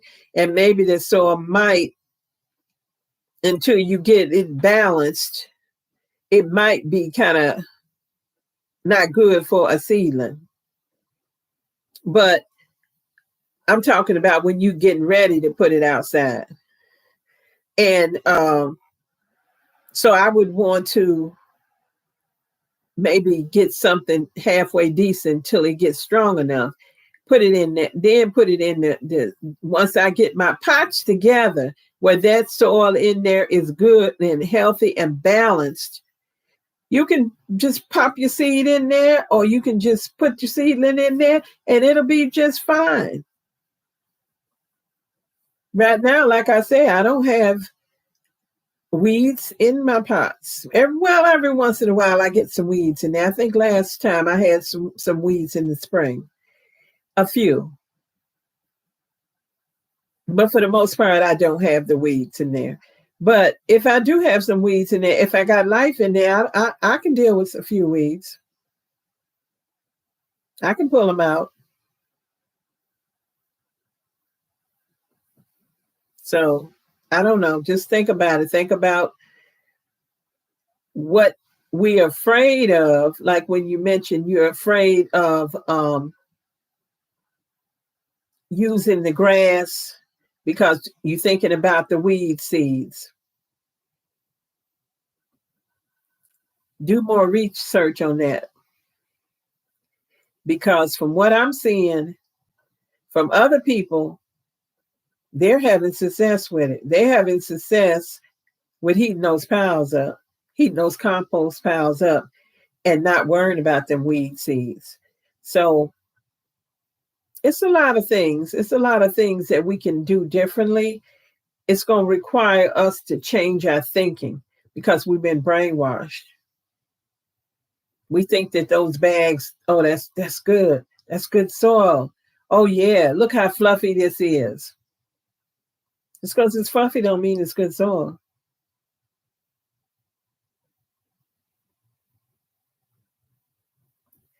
So I just want you guys to think. Just think. Composting in place works really good. Put small pots with holes in them in containers and fill with kitchen scraps, leaves, grass, clippings. It will attract worms. Yes. I see people doing that. Yes. That's a good thing, composting in place. And one time I just took, I had some stuff that I was saving for compost. And because of all the critters and stuff, I just took a big pot I had and dug in there and took that stuff and put it in there and buried it. And then I planted some stuff in that pot. I didn't plant it right on that spot, but I planted it in there, and that stuff did very well. Because sometimes they say, oh, you put that in there, that's fresh, that's going to take the nitrogen from the plant. So I didn't know whether it was going to take the nitrogen from the plant or not. All I know, that stuff in that pot did well. So sometimes everything you hear, test it.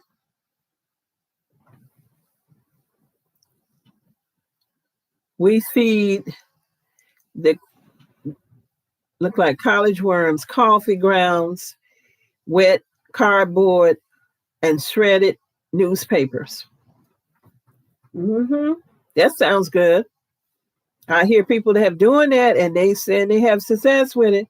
Also, she says vegetable scraps. Yeah, they have good success with it, and it's free. Free. You didn't have to go pay for a bag and get something. You didn't have to get a truck to dump some stuff that was terrible. You made your own stuff.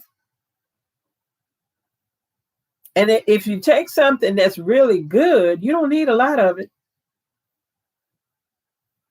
to go for your containers. You're not going to need a lot of it because, see, that's gold. That's gold that you're putting in there.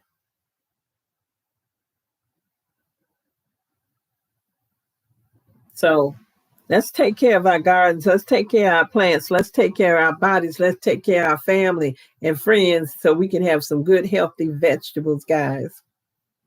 So does anybody have any more questions? If not, I'm going to wrap this up. I have enjoyed it. I hope that I have opened people's eyes, and people, even if your eyes was already open, that you're going to step out and try some things to increase your container garden, your raised beds, putting stuff in there that is going to have life. Yeah, thank you. Thank you so much. And I'm so glad you came. So just think about that, y'all. And I like to see what people are doing. I like to see that people are making these types of changes, and that people are learning things and being creative in the garden, and not just going to buy that bag real quick and putting that in there and thinking that that's all that you need to do. And you don't know that it's dead. It's dead. And I've been thinking about that for a while, like when I put a bag of something in there, especially these things with all these wood chips in it. That even if you sift that stuff out, what do you have? I believe you got dead. I won't even know that I call it soil. Whatever it is, it's dead. And you grow these fruits and vegetables, and you think you got something, but you don't. So, guys, thank you so much. Okay, good night, Maui. Good night. Thank you for coming. Lynette. Yes, ma'am. Thank you, Miss. Thank you. Thank you for coming.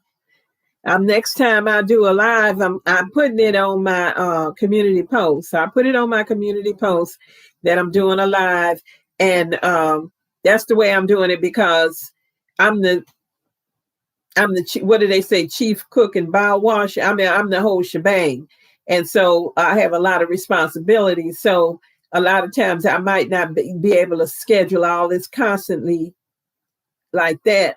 But I try to do it as much as I can, because I like making contact with y'all. I like talking to y'all. And when I think something worthwhile in talking about and sharing that information, I love to do that. Okay, Lynette. Thank you. Chloe. Thank you. Good night, all. And Avo Farm, on the farm, Southern Illinois. I'll be definitely come back. Oh, thank you so much. Looking forward to it. So glad you guys contributed to the chat, talk, and sharing your information, because that's powerful. Have a good evening, everyone. Blessings to you all. Yes. And listen, guys, just take some steps of improvement. And don't worry about if you can't do everything. It ain't about doing everything. It's about making some changes. And those changes will be better for you and your family your garden, all that stuff. So that's what I'm going to do. I'm still going to have to buy some bags of stuff. I'm still going to have to do some stuff, but you're going to try to get the best stuff you can get until I can build up the amount of compost and learn the other ways of doing things that can take and enrich what I already have and use some of my native soil. So whatever you guys decide to do in your garden, in your pots, tell me about it next time. Okay. So thank you so much for joining me. I shall see you next time. Okay. Bye-bye.